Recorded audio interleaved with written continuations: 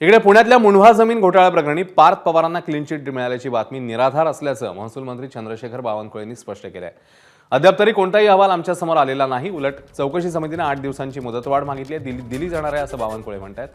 खरगे समितीने जिल्हा परिषदेच्या निवडणुका लक्षात घेत आणि कर्मचाऱ्यांची कमतरता पाहत मुदतवाढ मागितल्याचं बावनकुळेंनी म्हटलं।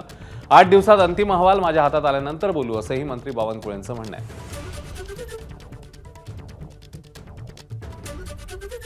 अजूनही कुठलाही रिपोर्ट सरकारकडे आला नाही। उलट 8 दिवसाची मुदतवाढ समितीने मागितली आहे, ती आज मी देणार आहे।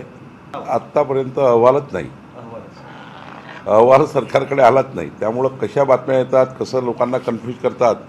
मीडियाला सुद्धा माझी विनंती आहे की अशा गंभीर प्रकरणामध्ये अशा प्रकारचे लेख देऊन किंवा बातम्या देऊन जनतेला कन्फ्यूज करू नये किंवा जनतेच्या मनात संभ्रम निर्माण करू नये अशी विनंती मीडियाला सुद्धा माझी आहे।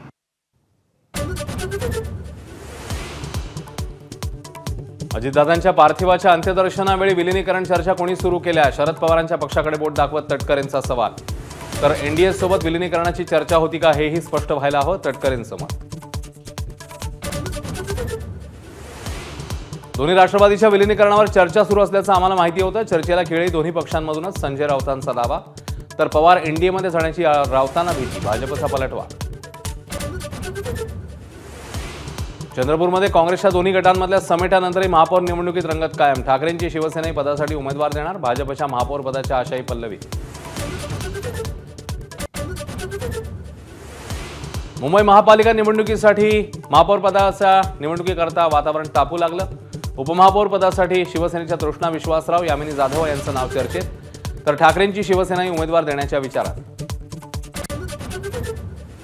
मुंबई पुणे एक्सप्रेसवेवरील कोंडी टाळण्यासाठीचा प्रस्ताव धूळ खात। कर्जत शिरूर मार्गाकडे सार्वजनिक बांधकाम खात्याचं दुर्लक्ष। माझ्याकडे अहवालाची प्रत। तर मिसिंग लिंकवर ज्वलनशील पदार्थांच्या वाहतुकीला मनाई।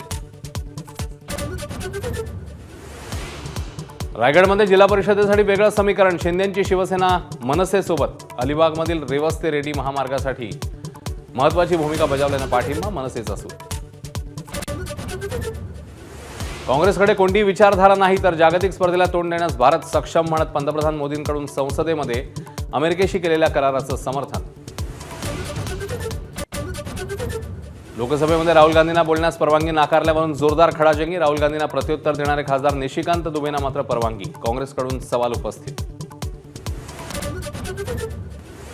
वुमन्स प्रीमियर लीगमध्ये आज महाअंतिम मुकाबला। स्मृती मानधनाची रॉयल चॅलेंजर्स बंगळुरू दुसऱ्या विजेतेपदासाठी सज्ज। बंगळुरू समोर जेमिमा रॉड्रिक्सच्या दिल्लीचं आव्हान।